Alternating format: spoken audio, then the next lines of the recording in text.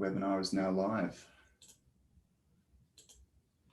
If I have my, all right, participants pouring in already. Brilliant. Oh, one of them's Rebecca. Hello, Beck. Awesome. Thank you for those who are here already. What I'll do is I'll wait another minute or so just for the remainder of our attendees who have registered to make sure that they get in on time, and then we'll roll in just as soon as we get there. So what I'll do is introduce myself. So my name is Ian Haslam, if you didn't know me already. Yes, the slide says Dr. Ian Haslam, so I'll only mention that once. I pull that out when I need to, but not all the time.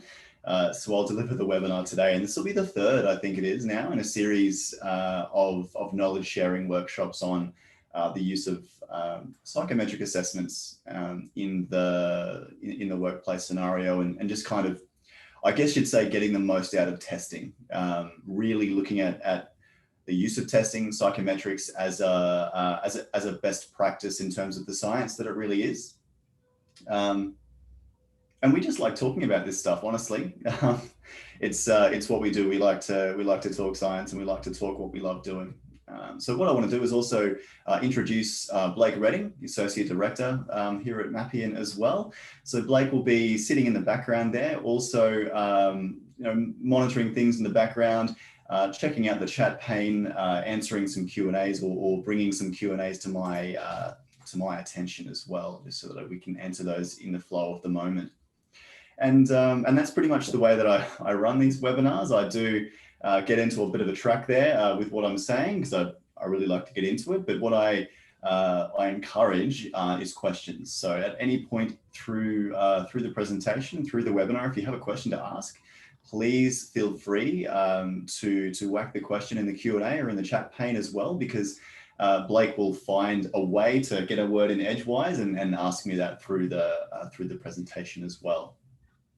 So what I'll do is I'll get cracking, knowing that we're going to have some attendees coming in after the fact as well.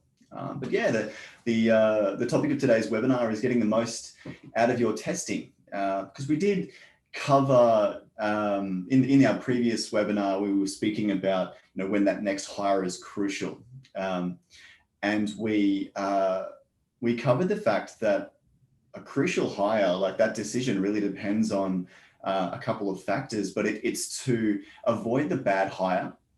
And by bad hire, I mean simply a candidate that shouldn't be there, and there'll be those immediate and long-term impacts that we covered as well. But what I wanted to do was talk about that side of things, the increased value, the amount that we can get out of our testing and using it in the moment, but then also the trickle-down effects.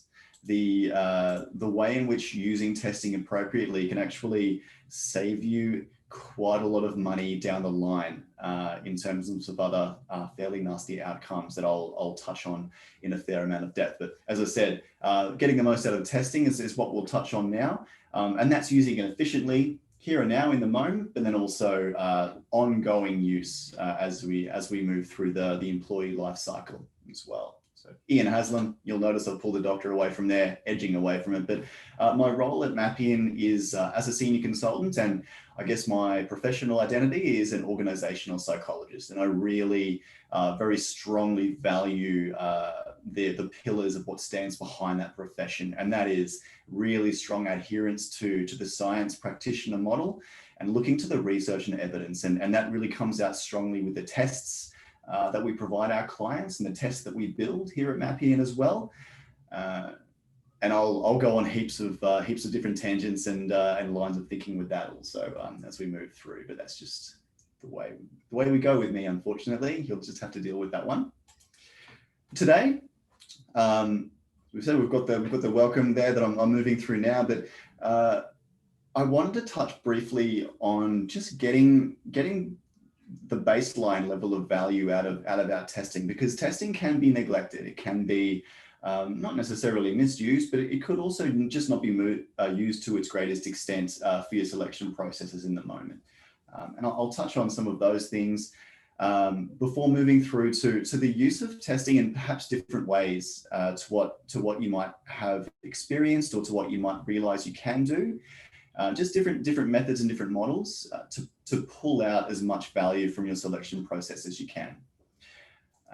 Before moving on to, I guess, the other end of that spectrum and getting the absolute most, draining the amount of value and data that you can out of your testing process in order to maximize the onboarding process, to maximize the best fit, the strategy and direction of your team. There's all sorts of awesome stuff that you can do if you pay attention to what you're told at selection and who you have in your team already as well, and joining those together.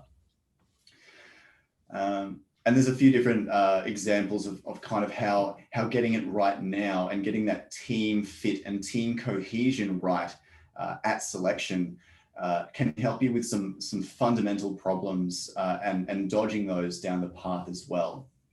So we'll touch on those in a fair bit of depth, and I've got all sorts of awesome stats and research to show you as well. So we'll touch on those and some frequently asked questions that we do hear from our clients quite a lot. I find that addressing those in a webinar forum like this is a very efficient way to get that out there. So I'll touch on some of those and also ideally answer some Q&As from our attendees here today, while also touching on those through the process as well. And as I said, Blakey will be there to help you with that one.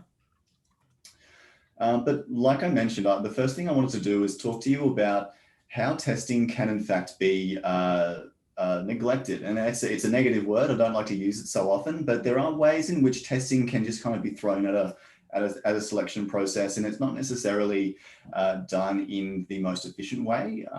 And for me, there's almost like a baseline level of information or usage that you want to get out of your assessment, or you're wasting your money on a test that you're not really paying attention to. And the first thing I'll touch on is that testing is a box ticking exercise, and it's one that thankfully not many of my clients partake in. There's something that I've seen in the past.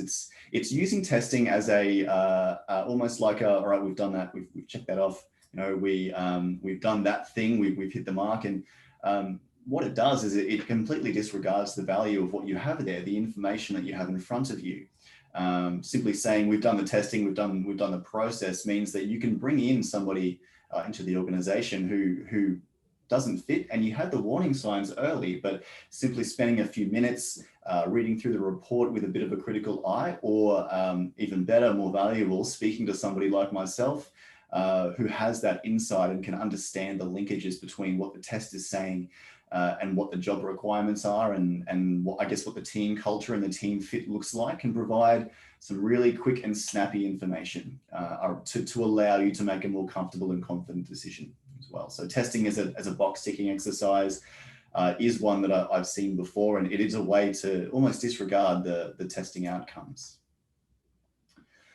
I guess the other end of the spectrum, and similar, it's that, you know, that underemphasizing test outcomes. I guess from that underemphasizing piece, it's, well, okay, there's some red flags there, but you know, with this candidate that we're bringing through, but we just don't have the time, you know, to go out and to regather a group of candidates, or to go to the next candidate down, or we only had one candidate apply, one who was qualified enough in our estimation to fit into this role. So regardless of what the test says, you know, we need to go with them. And while there is an imperative, you know, there certainly is there is a need to be able to ensure that you do fill a role with speed, and there's often pressure around that. But, you know, my argument is the time taken to then re-find another candidate, retrain them, go through the selection and recruitment process is not only pricey, but it also is time, like it wastes time. So at the end of the day, rushing to that decision to save time will waste time later. Yes, Blakey. I guess a quick one on that one is where, and often we find with senior candidates at perhaps at executive level, who might not perform as effectively at some of the abilities that would be assumed. You know, there's occasions here where we can see some of the results underemphasized. And I think that's where sometimes the missing link can be are we tracking some of the results, the hires and the actual performance to build a longer war story, or story about how results play out on both sides of the spectrum. Is there anything you've seen that works helpful in that space? Yeah, and look, it's interesting, the argument for or against asking our senior executives to complete a reasoning assessment, a cognitive assessment. How the question is raised, well, if they have been successful to this point in their career, they must be good at solving problems. And my response to that is not necessarily. There's a case to be said for people who have been successful in their careers achieving such because they are very good at collaborating and sourcing the problem-solving capacity of their teams to that point. Or they've been really good at latching on to opportunities and have been able to utilize those aspects, and the true extent of their problem-solving capacity might not have been exercised fully. But there are some really senior roles where you need to be able to autonomously solve complex business problems and shape, communicate, and speak to business strategy, and to translate that as well. And this takes a high level of problem-solving capacity. But the answer or the story doesn't end there either, because a lower score on a cognitive assessment for a very senior candidate participant, for example, could be because of a number of things. For example, busy executives, and they're applying for a role and they've got a busy job that they're currently incumbent in, and they've had to do the test quickly. Or there's the fact that they could be very untest fit. So that test fitness in terms of knowing how to do it, the process, being good at taking a psychometric test. If this senior applicant has not taken a test like this for, a good decade or so, or ever, that could also account for lower scores. So that's why that paying attention to the lower score, or to take it into context by having a conversation with a consultant is a good way to go. And it goes for overemphasizing as well, and that speaks exactly to that point as well, Blake, is the idea that, they've bombed the test. Well, they're out. That's also a very unnuanced way to look at the test outcomes, because it does take an understanding. Well, maybe we need to have a chat with this candidate. What was their experience like? Maybe we need to take that test outcome in accordance with and in alignment with the personality assessments. What came out in terms of the way that they manage stress, for example, or their comfort and confidence with tackling very complex problems, or are they the sort of person who likes to tackle more tactical, logical, concrete things? And that's the way that they show their success and show their wares. So that value, or either overvaluing or undervaluing, and not taking the context of the test in mind, and thinking about the outcomes rather than just the pure numbers, is one to think about as well. Yeah.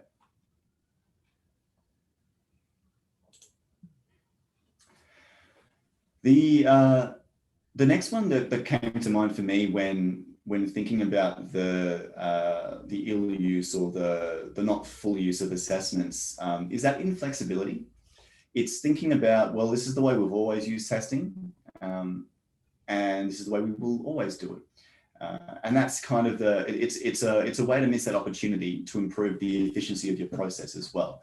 A good example, and this is one where it's actually really hard to get away from this sometimes, but there'll be a scenario where you've simply not had time or the space, sometimes the budget as well, or it's just slipped your mind to not utilize the use of a psychometric assessment until you're just prior to making an offer to a candidate. And the thinking is, well, actually, we need to kind of know what their background, what their predisposition is, what their behavioral preferences are, how well will they solve problems. We've asked them a couple of times for examples of, and we need to validate that now with testing. And what I've seen happen sometimes is that with a really favored candidate, where they're at the final stages, just prior to reference checking, and a psychometric report has shown up some things that, well, we might have wanted to explore a little bit more earlier.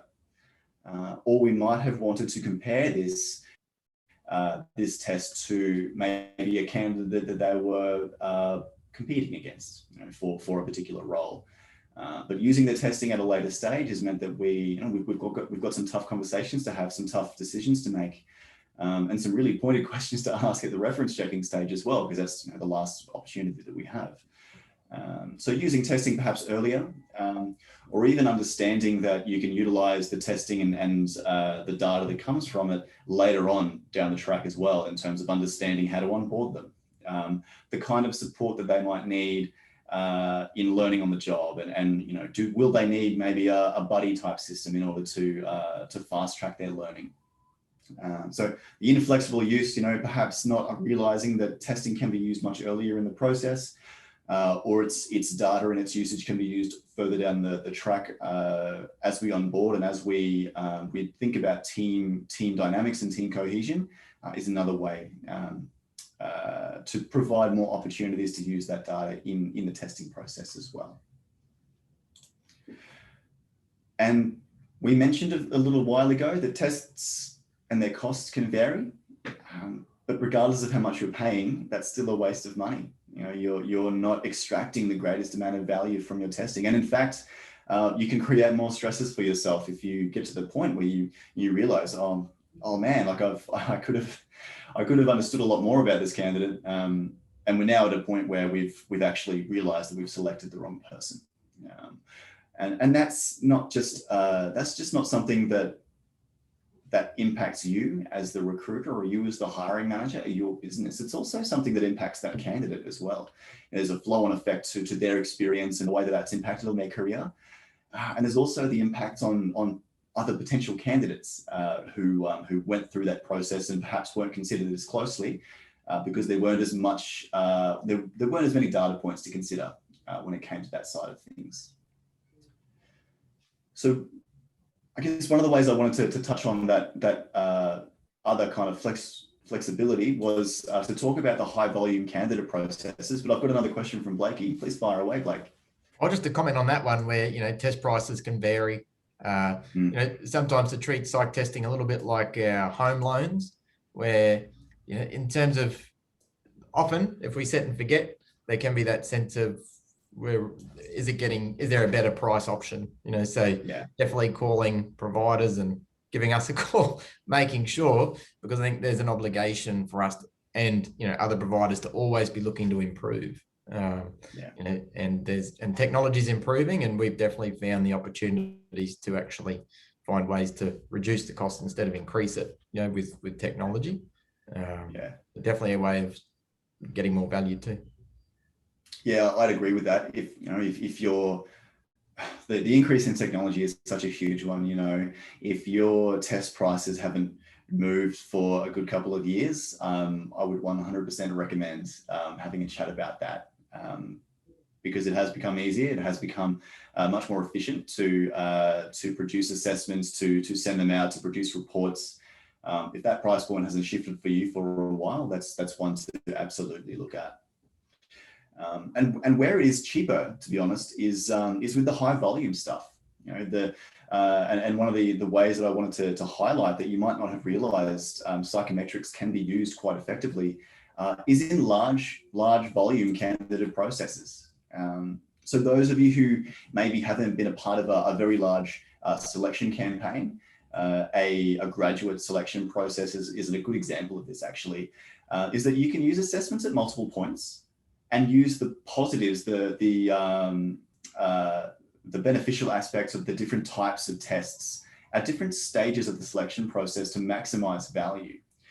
So I'll take what in my estimation is a fairly standard large scale volume selection project approach. So I've got that up on the screen there now. And if you think about the idea that, say, for example, you have 1,000 candidates and you need to select maybe 5 of them, how do you get from 1,000 to 5 so quickly? And there's a really good and efficient way to do this using only a couple of tests at high volume though. So at that application process, you'd be asking questions. You'd be you'd be ensuring that everybody who gets through to your second stage is qualified. So you'd be asking those basic qualified questions. Are you, if it's necessary, do you have an open driver's license? Are you an Australian resident for employment purposes? Those kinds of things. Before moving through to that first stage, and sure, you might have still 800 people applying for this role. How do you get through down to the stage where you can interview more efficiently without reading 800 CVs, without interviewing 800 people? And cognitive testing is one of them, because it's a really good way to gain an understanding of where the talent is in your candidate group. Who are the best problem solvers? And you're not taking, the absolute best. You're taking those who have fallen kind of in a ranked order of merit towards the top, because look, there's a good chance that out of these people, I've got some really strong problem solvers there. And from that group, I can then move down to interview to actually get an understanding. And there's all sorts of ways that you can interview people at volume. There's video interviews, for example, phone screen interviews. So rather than getting them in for a face-to-face, you can do that in a more efficient way to narrow that group down again. To get to the stage where you actually want to know a lot more about them. So this is where testing can come in again. Insights testing with personality, for example. So while personality assessments are a little bit more expensive than cognitive testing, you're testing far less people at this stage, which then means that in conjunction with getting them in, getting to know them at an assessment center type context, you also have their personality output there to read and to be able to align with what you've seen when you've seen them face to face and spoken to them as well, which really informs decisions and pinpoints reference checks as well. Blake, another question. Yeah, question is just in relation to, is cognitive testing the best for high volume screen? And I guess an extra item I'd add to the question would just be, is it? And where we do see probably a higher emergence of the situational judgment tests or customized to situations, probably more so in sort of like over in the UK, space as opposed to Australia, but it's growing here. So the question from the audience was, is cognitive testing the best? And my question too is, what do you reckon about SJTs? Got lots of answers for both of those. The first one, though, for cognitive testing is yes. If you were to apply one single test to a candidate, if you only had the option of doing one test, it would be a cognitive test, in my perspective, simply because it gives you insight into the likely possible performance. So it's likely performance. The good thing about cognitive testing is that it's got about 120 years worth of research stacked behind it.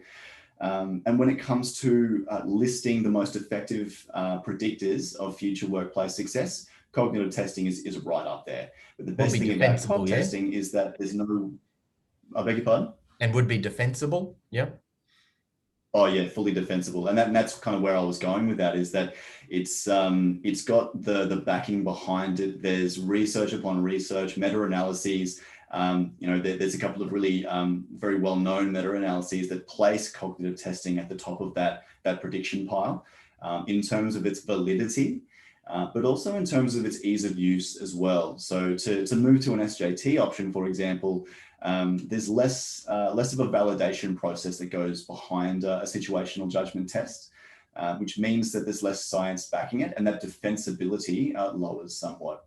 So in terms of if you're using cognitive testing as a screening tool, which means that you're excluding people from a selection process, you can defend their use of that tool. And this has been done many times in the past. There's some quite famous cases from the 70s, from the US, for example, where we've come to a point now where cognitive testing has been challenged, but many times since then, it has had the backing, it's had the research, it's had plenty of science to back it to say, look, in terms of a large scale screening tool, a valid, reliable cognitive tool is defendable in that sense. Using SJTs though is also a valid approach. And a good way to think about this is that, well, if cognitive testing is general in the sense that it tells me how well someone's going to solve a problem, a situational judgment test can be used to understand somebody's behavior in the context of a competency. So there's a set of competencies, for example, that you want your graduates, for example, to be able to adhere to, or you've got a set of performance competencies that that your workplace frames workplace performance on. So you want to know how, out of a range of behaviors that they can be implementing, they can, or how they come out, how they stack up in that sense. Situational judgment tests as a tool are very specific and pinpoint. So you can talk about things like safety or emotional intelligence with an SJT, but they take a lot longer to build. And they take even longer then to validate, so they can be defensible as a selection tool. So my recommendation is that SJTs probably further down the line, you'd even incorporate that into the assessment center or face-to-face or interview type process to really nut out how somebody is going to behave in the context of those competencies. But the more defensible approach early on is definitely the cognitive testing from that perspective. Yeah, that the argument between COG and SJTs is a good one, and my approach is, look, use both, but it's about using them in the appropriate context and order in order to maximize value. Yeah, and using it that way, you can actually take those hundreds or thousands of candidates down very quickly. So the example I've got here is in the graduate market. There's some graduate programs that have 10,000 graduates applying for it, and there's maybe only 100 or 200 roles to narrow that down to. Similar with emergency services, we've got a very, very strong and large workforce across all state jurisdictions, across all 3 emergency services, and even in the military as well, with so many applications. And using such a process allows you to be able to assess and to narrow the group at every step, but also ensuring that you've got that talent and that ability and that motivation and the likely future performance, future leaders as well, at every step of the way. It's like you're sifting the candidates and pulling out the absolute gold. So that's just a way to think about the use of testing in a way that might be a bit more creative or might be a bit different to what you would expect. And I'm using very large examples here.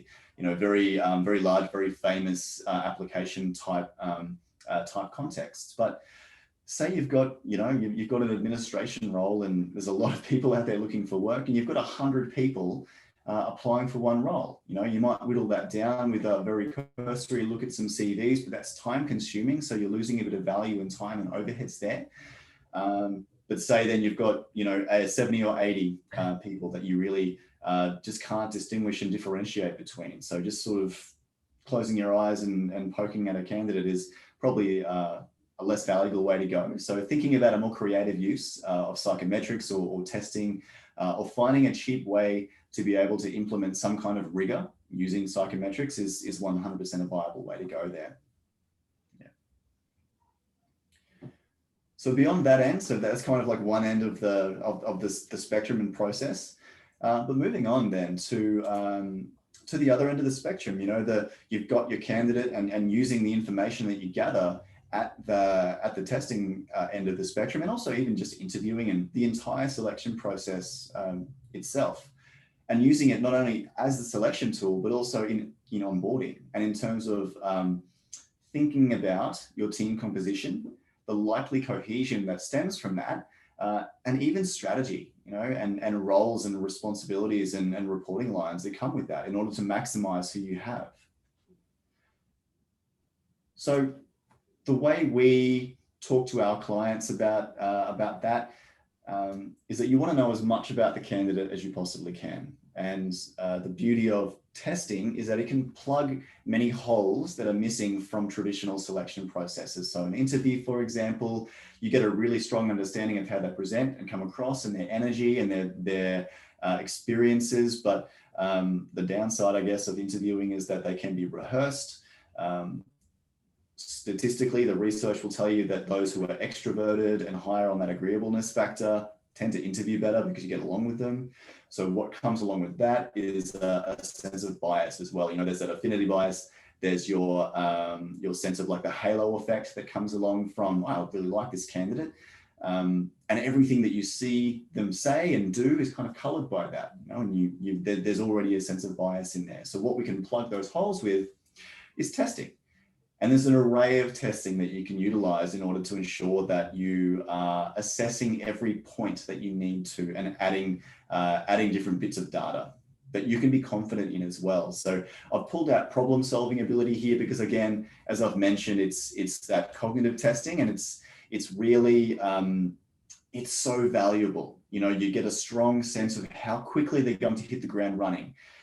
Even those senior candidates, if they're very experienced, they might not necessarily have achieved what they have in their career through problem solving ability. And it's not a bad thing if they have other strategies, but you'd want to know what you're working with there.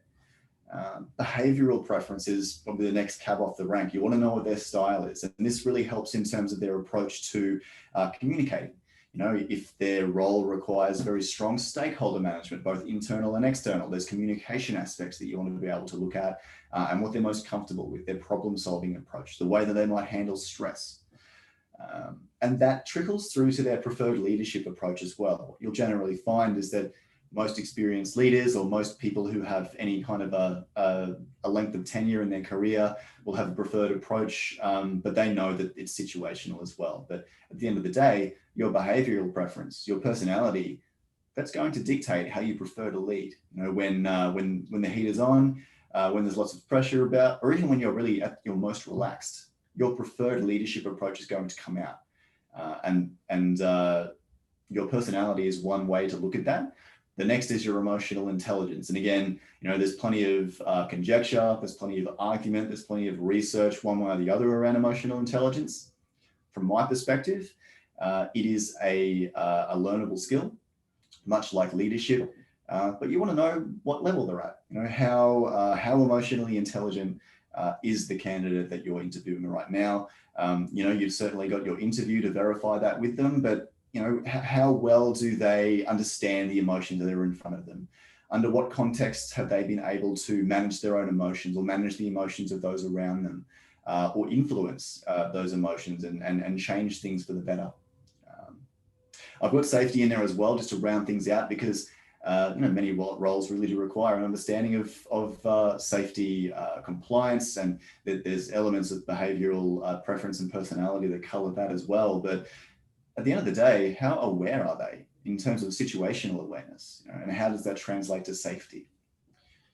So you can see that while there is some overlap there, you're actually looking at all different pieces of the spectrum, and each of these, at the end of the day, really shouldn't be considered as individual decision-making points, but considered as a part of a whole, as a more of a holistic narrative.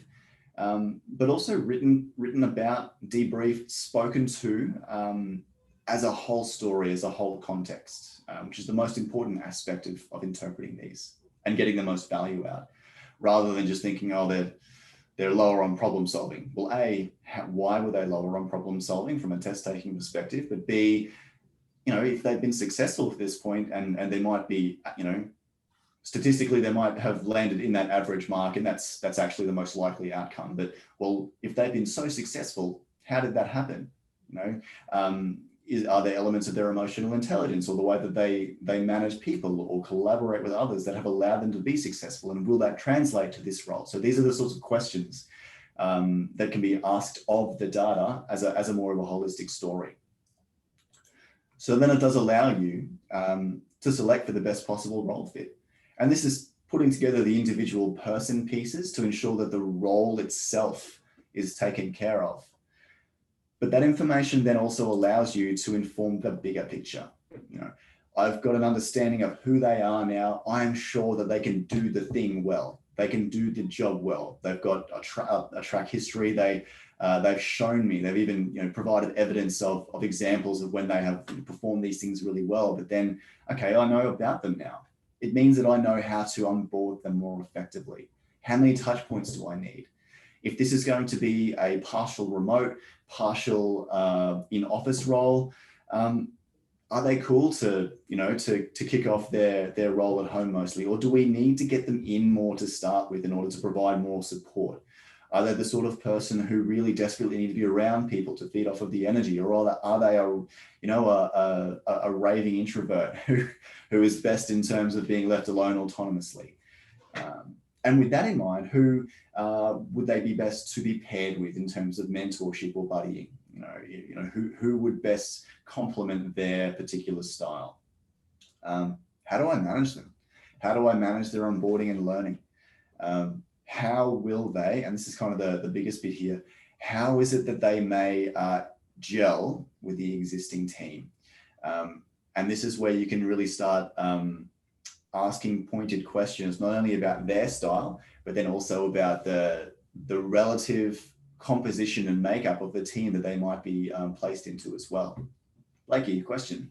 Oh, yeah, maybe just a comment from me, which is just in relation to where can always get more from the data at the moment, where the questions around a better understanding of how people might respond when they are working from home, the regularity that's going to fit their personality, but then also even behaviors on a virtual team meeting and those types of things, where you can really start to see shifts, in people's onboarding experience and relationships with the team, based on those opportunities where they do have to connect, particularly where, onboarding is becoming much more virtual now. Yeah.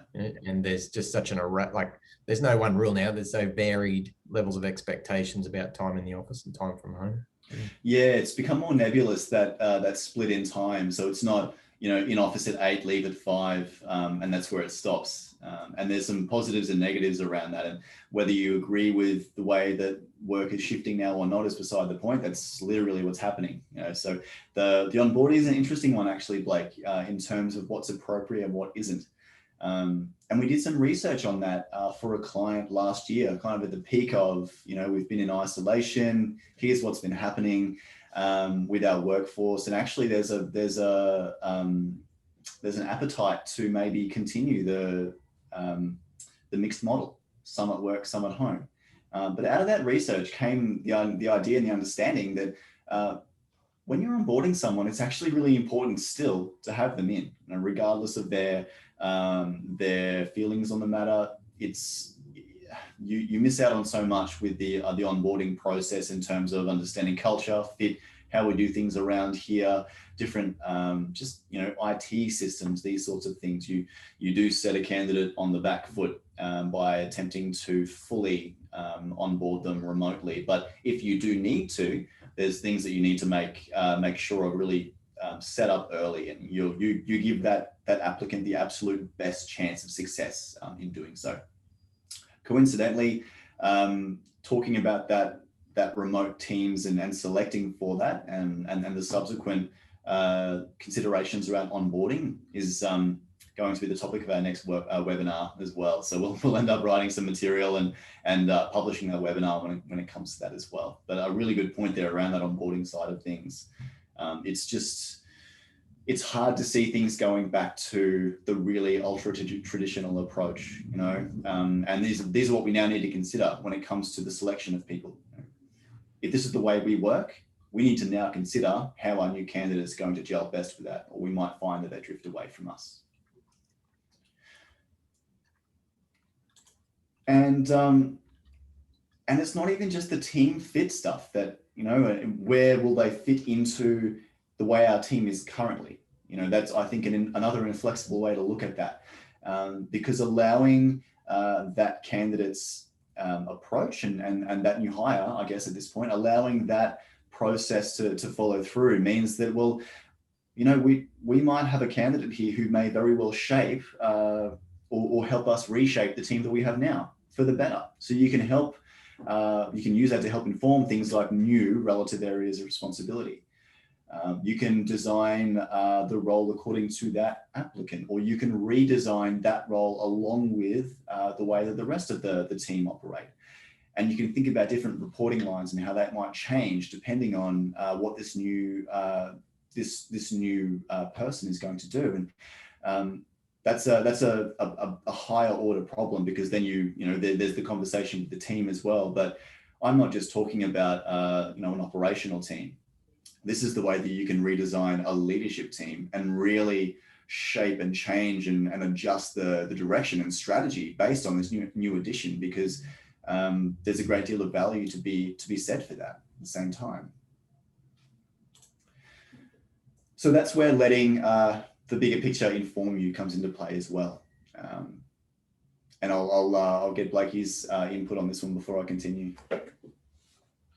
Okay. Oh, this one. Yeah, because I was just going to mention it was a good segue, the previous item, where what we're definitely finding we're doing leadership culture around the sort of aspect of a lot of team development work is reducing, where there has been that sense of we need our teams to deliver more, but our leaders are struggling quite a lot. And the sense of isolation and being helpless has really created a stronger connection between leaders trying to build stronger units. And that's been one of the key examples where the profile of people in a leadership team is starting to shape and shift, where we do need particular systems, processes, support from our HR business partner, before they joined, when they joined, and after. Particularly around those in more technical environments that do tend to have a higher male representation with the task focus. Quite stereotypical, but that's been where we've sort of noticed a shift in particular. And then if you look on the next slide, we're looking at sort of aspect around a lot of the time we've in the past, there's been testing that's been good for team development, and shouldn't be used for selection because it doesn't go as deep, and so we want something a bit lighter touch for team development, whereas I think the good thing about where you're continuously improving the tools and the reports, where you can use instruments that are very precise, detailed, and deep appropriately for selection, and then bringing that into the leadership culture session, the team development session at a level that's still appropriate. And that's where we've sort of working with some of our up and coming SME businesses that are growing, that are really putting culture first. And you see this sort of connection point between, next hire has a disproportionate impact on our success. We've got them. Now we've got to see what we can do to improve our likelihood of success. So understand using that sort of team process around understanding who is the tasking, the empathizing, the motivating, the analyzing, styles, at that level of comfort to talk and share, and then get deep when it comes forth is, how we've seen it work really well, particularly with a leadership team goes through that process, and they're actually starting to then pull the psychometric assessment process into future selection processes and getting more out of the information, which was the key. Well, just a couple of weeks ago, we did it so that the leaders had an in-depth understanding of the instrument, their profiles, each other's, to have those stories, and then that helps them really be stronger, in terms of using instruments to help with selection. 100%. And it is the use of that same level and depth of tool, exactly as you say, but reporting it appropriately for the development purpose, but just for insights. And if I think about, so I know which project you're talking about. I've got one similar that I'm in the middle of at the moment, where a brand new senior leadership team is being formed, and a couple of members of those went through a competitive process to join in, and there's an existing team there, but it's all new and it's all just been formed. So while we have data on the two new members, getting the same data on the rest of the team, but reporting it in such a way that it is appropriate from the development and team cohesion perspective, is where we're getting the greatest amount of value. And that's kind of probably the gold standard pinnacle from my perspective in terms of the most valuable use of that data, because you get to see and map out almost literally the relative styles, where we have some similarities, which is good in some ways, and not so good in others, and where we have differences, again, good and bad, because it provides us with insight into the points of potential cohesion. Where will we see the greatest amount of cohesion, and where will there be conflict? But then at the same time, conflict or turbulence can be useful, and it can be effective, because it's the joining together of different ideas, which, if managed appropriately, can be almost just used. It can be weaponized. This is useful turbulence. So that's what we shoot for, and that's the best value I think we can pull out of tools, and it then will inform things like our structure, our operating rhythm, our strategy, what to watch out for, how to best utilize this team to its fullest. And like I said, this isn't just for a leadership team. This is for an operational team, a high-performing team. I can think of so many examples where we could use such a process to be able to set things up for success in a sustainable way and use the data that we have. And if you do it right, you retain that information because new members of the team can go through the same process and can be then placed into that broader context and mapped out appropriately as well.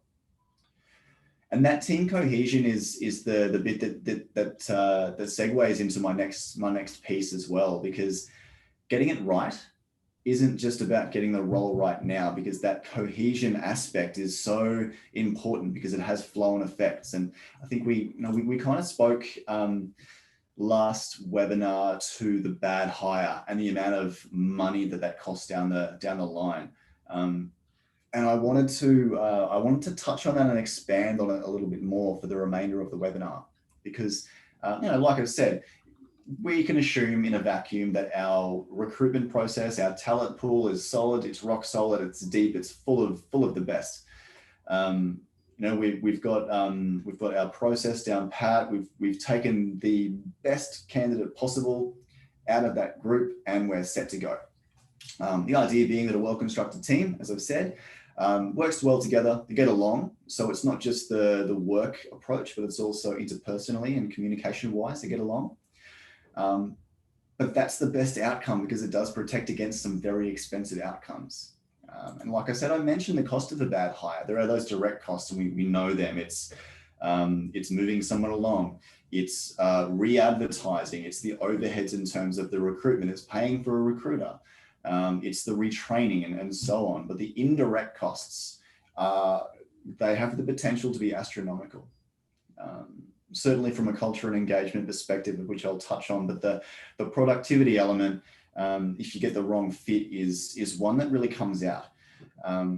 Something that I have been speaking to a great number of my clients about recently, and I've even presented on the matter a couple of times since the start of the year, is the idea that stress and fatigue and burnout are absolutely, well, they're not on the rise, they've always been there, but we can see where that comes from.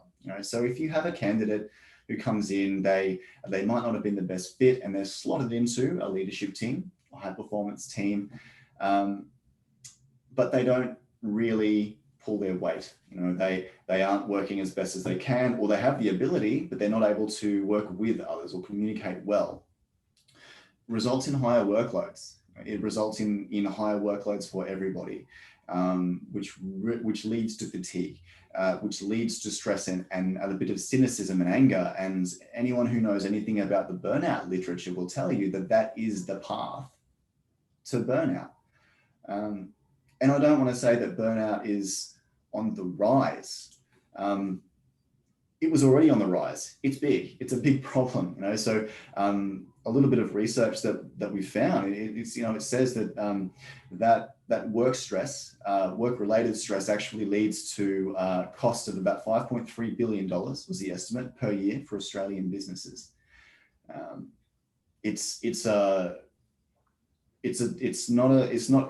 I could talk for hours about burnout, and I don't want to do that right now, but needless to say, it's actually a fairly big problem. Its symptoms overlap with depression quite substantially. Physically, it's actually related to different physical effects that kind of exist above and beyond other what I'd say mental illnesses. It's connected to cognitive decline. It's connected to the decline in your executive functions, which is your problem-solving ability, your attention, your memory. You forget things. There's an increased risk of mortality as well. And actually, interestingly enough, that's for those below the age of 45 as well. There's that linkage there, but a fairly severe story to tell. But if I were to go back to that slide, those higher workloads lead to that, and this can come from the wrong selection, the wrong fit. So to go back to the start of the story, getting the most out of your selection process and ensuring the best fit and ensuring that ongoing team cohesion is one of those ways that you can protect against such an outcome. The other that I wanted to touch on is similar but related, but it's kind of the idea that making the right choice at the right time for the right candidate can actually protect them against elements of inappropriate work behavior. I guess the unifying concept here is with the right selection and ensuring the right onboarding process, you have a team that has strong collaborative working habits, and they have a unified goal and they have trust, which means that the probability of inappropriate interactions and behavior is reduced. At that senior leadership level, that has a trickle-down effect on the culture of an organization as well, whether it be a department, whether it be in private enterprise, small, large, it all comes from the top. And when you have that unifying culture of strong collaboration and trust and that authentic relationship with each other, that does trickle down and reduces the likelihood of that happening. Because the costs that come out of that inappropriateness, that misconduct, it's huge. You know, in terms of misconduct and disciplinary action, there's the overheads and time it's taken.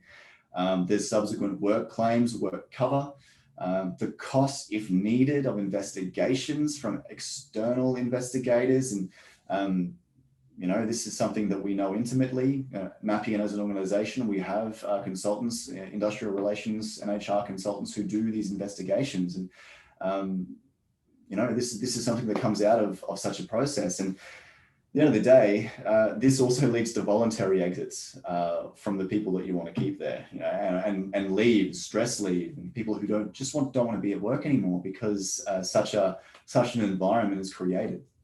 But to the team cohesion piece, you know, if you were to ensure at that beginning point, or you know, getting in at the right moment and shifting culture, shifting behavior and what is appropriate at the team level, this again goes a long way to protecting against such an outcome. So again, this is where testing, you know, it's the decision to test my group of candidates, but following that process effectively and ensuring A, I've got the right person, and B, I've slotted them into the team appropriately. It protects against all of these very expensive outcomes. And I can't stress, it's almost like the butterfly effect. You know, there's such a hectic outcome from such a nice decision at the start of the process. And it's interesting, we're starting to see, you know, come out in the media now. We're seeing more publicly elements of really serious inappropriate work behavior and misconduct. You know, even in just government circles. And I don't want to, you know, just the whole story around politics and the way that behavior has been seen traditionally in that context is something that's really dominating headlines at the moment, with that inappropriate behavior. I won't dwell too much. I'll move away from the more public political figures at the moment, but I'll actually touch on some areas where other research has come out, even in private practice as well, or private enterprise. There's some research that's out there at the moment, it's quite recent, that touches on the idea, and this is Australia's GDP as well. If we improved behavior in the workplace and improved ethical conduct Australia-wide, this would result in about a $2,000 a year increase in wages for every Australian, which means a $45 billion increase in GDP. Simple as that.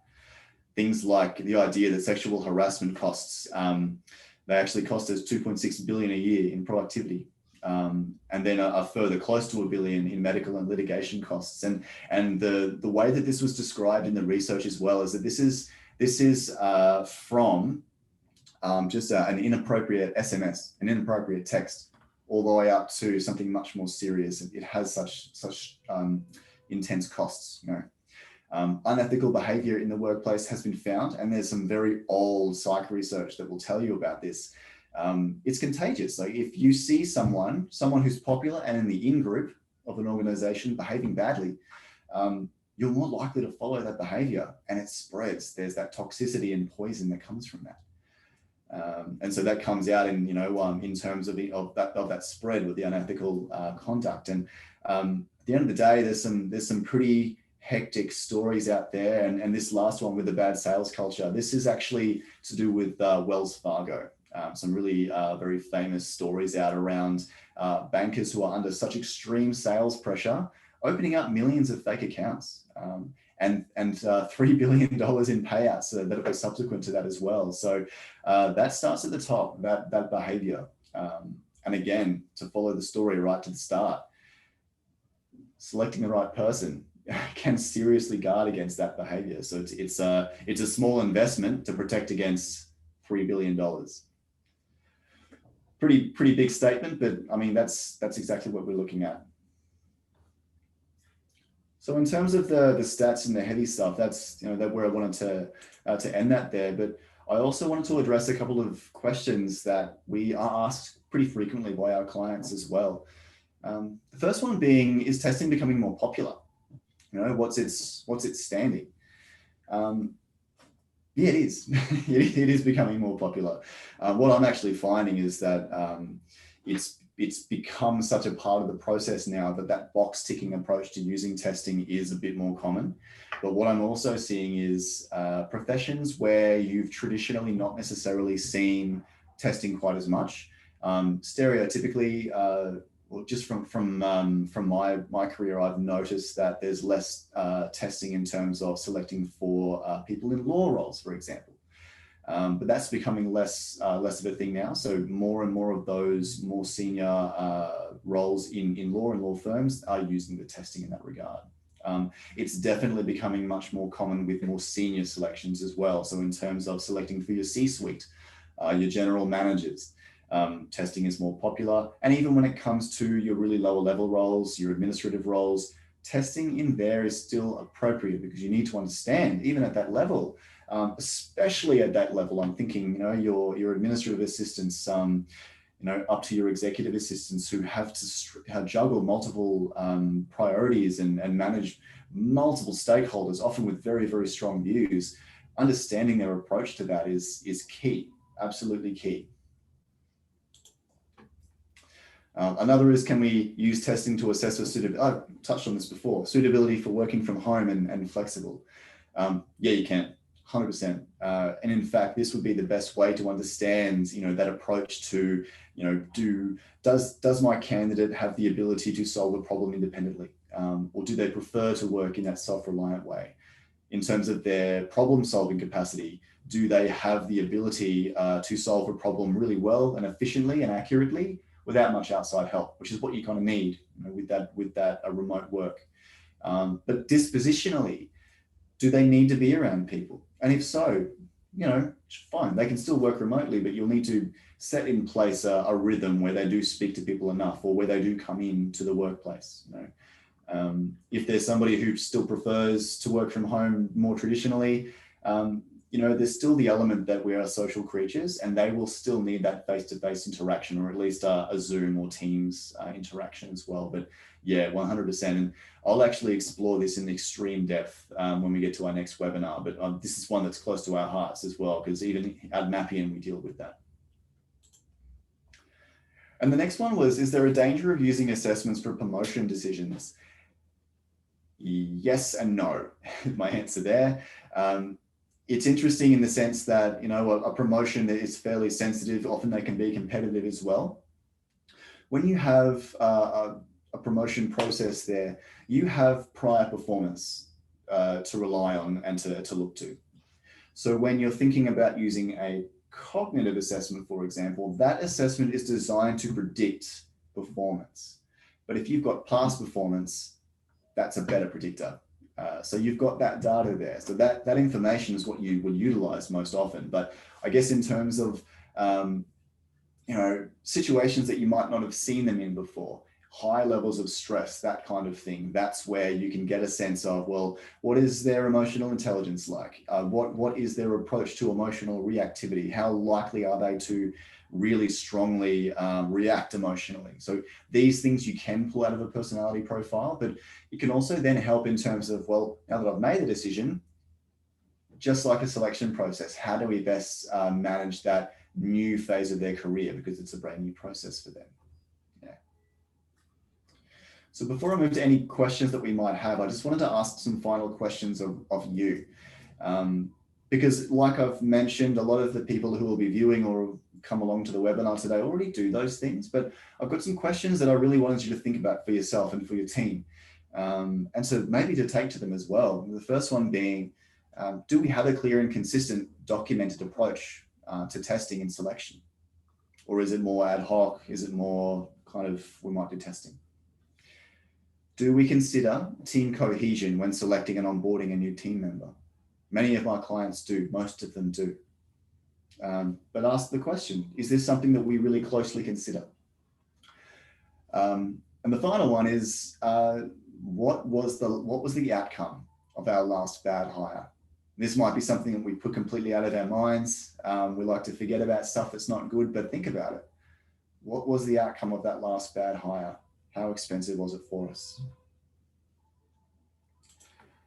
And I've finished that with room for questions right on the hour, unfortunately, but we have had some come through as a part of the process as well. But Blake, we might have a minute or two more to address any questions. Were there any more that popped up? Yeah, no, I threaded them through as the topics came up, and I'm just mindful 12 o'clock's our commitment. So let's hit that mark. I've jotted down a couple of notes of the key insights and think there's plenty of information for upcoming webinars and considerations. So definitely ask if you're not getting the best price, screen on ability, consider fit with working from home, appreciate, I guess, the impact of fit on burnout, and the obligation of using testing to strengthen fit to reduce prevalence of inappropriate behaviors. Always been an obligation, always will be.